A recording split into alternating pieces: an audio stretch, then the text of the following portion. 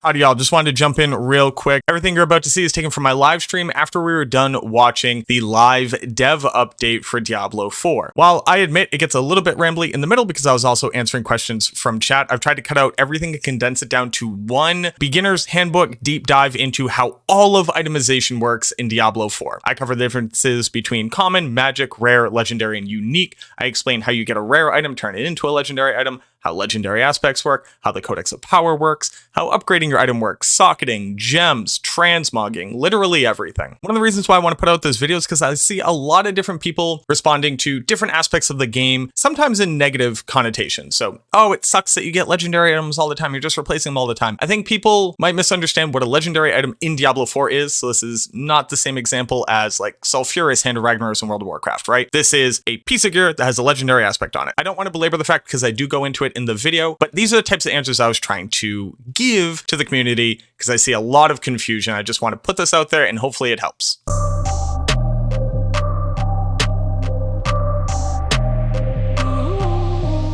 Items in Diablo 4. There is item rarity. Item rarity goes from common, magic, rare, legendary, unique, in that order. There's no sets, there's no rune words, there's no runes. When you think legendary items, like from World of Warcraft, Sulfuris, Hand of Ragnaros, Thunder Fury, Blessed Blade of the Windseeker, which I in fact did mention Thunder Fury, Blessed Blade of the Windseeker. Yes, I did talk about Thunder Fury, Blessed Blade of the Windseeker. Those were legendaries in World of Warcraft. In Diablo 4, those would be unique items. I'm not saying those ones are in Diablo 4. From the developer stream that we just watched, I can confirm that 1, there are Shakos, Wind Force, Grandfather, and Mage Fist. So these are unique items that you probably remember from Diablo 1, Diablo 2. Also, Joe Popora said Shako, not Shako. It is confirmed that's pronounced Shako. Get at me. I need everybody to understand that it's pronounced Shako. It is a Shako. So Shako, Grandfather, those are unique items. That's why legendary is a little confusing. Now let's talk about rare and legendary because these are the ones that actually matter. A legendary aspect is what makes a rare item into a legendary item. So just to give the example of what we watched, see this yellow item right here, this grimoire? This is a rare item that you can put a legendary aspect onto, which will change it to that orange that you know, and it will now be a legendary item. This sorceress completed this dungeon. They unlocked a new Codex of Power aspect. This is an aspect that you can put onto your rare or legendary item to change the legendary effect that's on it.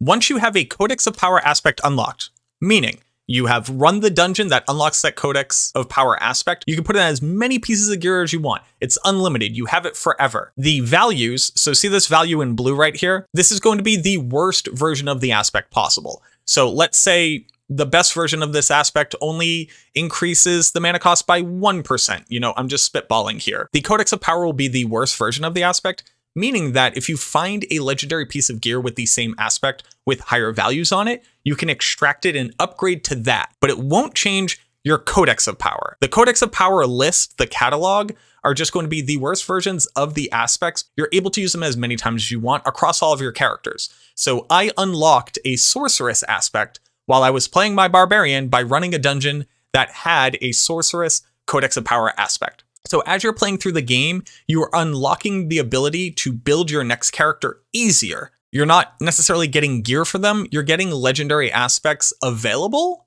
so that they can be used on those characters. It also means that you can find better versions of these aspects and then upgrade to them. Once you unlock it, you still can progress more. You can still make your build stronger by farming gear. They unlocked this aspect. It is the aspect of overwhelming bolts.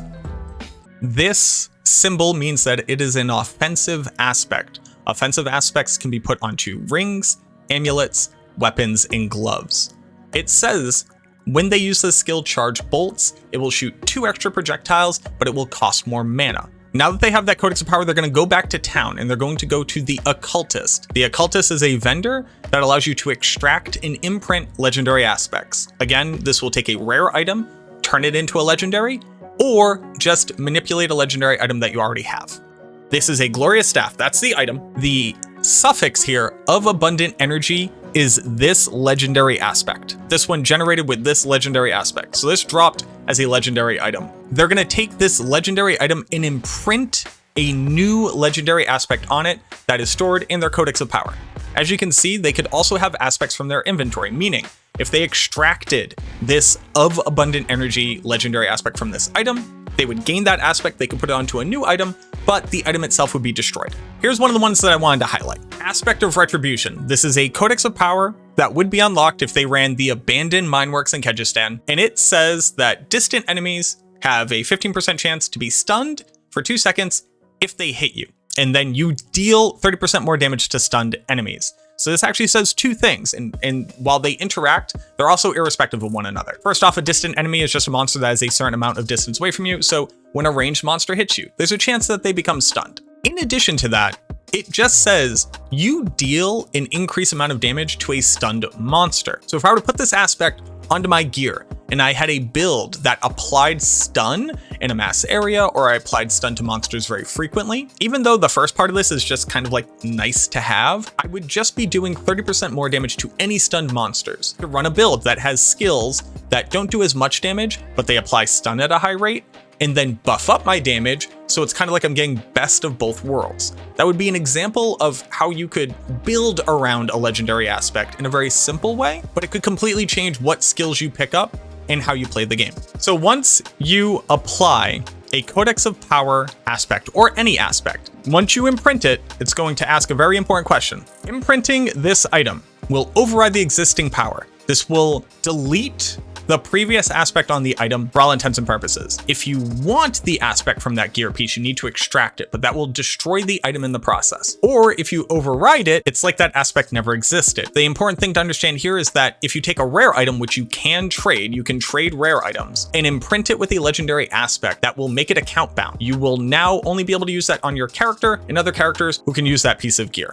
And now, if you look, this is now a Glorious Staff, which was the base item of Overwhelming Bolts. And Overwhelming Bolts refers to this imbued legendary aspect right here. A rare item is a legendary item that doesn't have an aspect on it yet. A legendary item either dropped as a legendary item or was a rare item that you imprinted a legendary aspect on. Unique pieces of gear also have legendary aspects, which I'm just going to call unique aspects at this point. They are an aspect that only drops on that unique item. I dropped a unique in the press release beta. I don't believe that we were supposed to be able to see them at that point. I'm not going to reveal what it was because I don't want to spoil anything, but the unique aspect was something that you would literally change your entire build around to be able to benefit from its power. And then on top of that, it also has good stats on it, or has interesting stats or unique stats as well. Every weapon that you find will probably be able to roll critical strike damage as well as basic skill damage, plus to stats, plus to slowed enemies.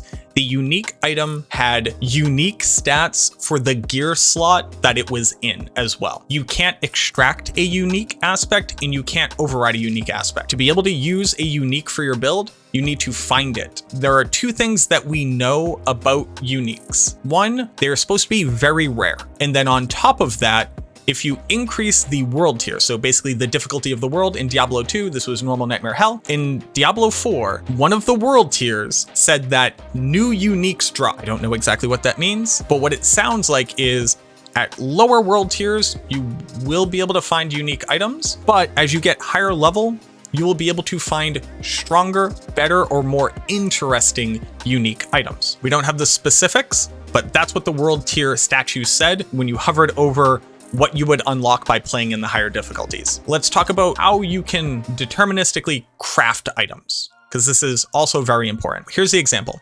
I'm a rogue.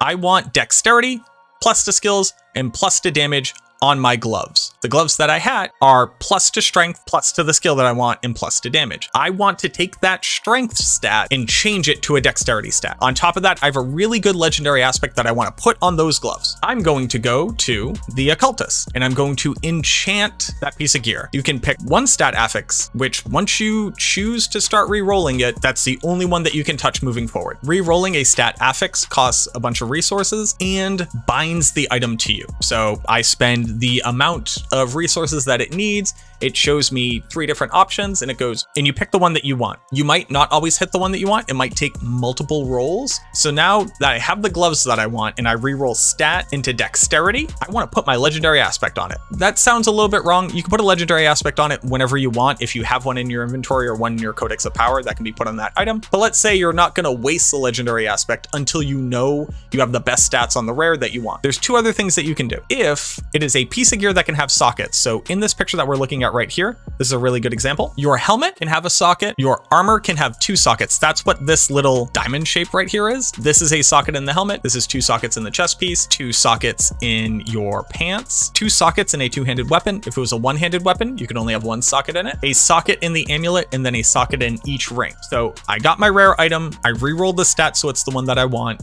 It has the aspect that I want. If it was one of these gear slots, I could then go and socket it. That will allow me to put a gem in it.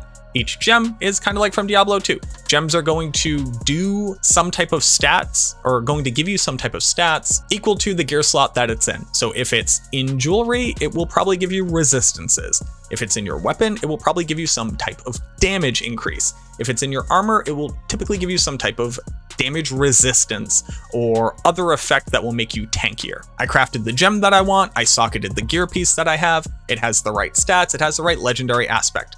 What is the last thing that I can do to this piece of gear? I can upgrade it. Upgrading is going to increase item power. From what we saw in the game, nothing is locked behind a gear power or gear check, right? It wasn't like, ooh, you can't run this dungeon unless you got 1,000 gear power or whatever. Item power is more a measure of the level of the item itself. So at lower level, items have lower item power. At higher level, items have higher item power. The things that are tied to item power. 1, how much damage a weapon's going to give you. So each weapon type has an attacks per second. That's standard from what we can tell. And then how much damage it does per hit is linked to item power. Higher item power, higher damage per hit means higher damage per second. Damage per hit is going to affect your skill damage. So a skill will say it deals 40% of weapon damage. So if I increase the item power of my weapon and I increase the damage per hit, that will increase the skill damage that I have. So skill damage is tied to weapons. Item power will also go to increase the implicit stat. So this right here, this is a staff. This is a 2-handed weapon. Staves in this example say increase damage to crowd controlled enemies. So if I increase the item power, this number will go up. Damage per hit will go up. This stat will go up. In addition to that, your affixes will increase as well. Legendary item can be upgraded 5 times, increasing in resource cost. Every time that you increase it, the item power goes up. And all of these stats go up to some amount. Upgrading it 5 times would increase the item power by 5 each time. So it'd be 25. So this would be a 595 item power weapon. The damage per hit would be increased 5 times, the implicit damage would go up 5 times, and then all of these stats would increase 5 times. So now you have your rare item that you've enchanted to reroll a stat that you have put a legendary aspect on, turning into a legendary item. You've socketed it, you've put the perfect gem that you want for that piece of gear, and then you've upgraded it. This is the maximum power that that item can have. And then, if you don't like how it looks, you can transmog it. Every time that you salvage an item, you get that item's look and a nice little pamphlet of item skins that you can apply to it. So let's say you find some kind of like super cool flaming sword rare item early on, and you're like, oh man, this looks awesome, but it's like really low level and I don't want to use it anymore, but I want my weapon to look like that. When you salvage it, you can now apply that skin to your item. So you got the best stats, the best aspect, you socketed it, you got the best gem on it, you've maximized the item power so it has the most stats possible, and then you make it look like a super cool, I don't know, Dark Souls blade or something. You've done it. That is hopefully everything you need to know about items in Diablo 4. Thank you so much for watching this video. I really do hope that it helped to clear up some of the confusion, give you more insight into how itemization is going to work, the different types of itemization, how we can craft and how you can upgrade and how you can pick and choose your items to be based off of the build that you want to use and the skills that you want to use. Honestly, I'm really impressed with how itemization works in Diablo 4, and hopefully this video here helped you to get a little bit more excited for it as well. Thank you again so much, and I look forward to seeing you in the next video.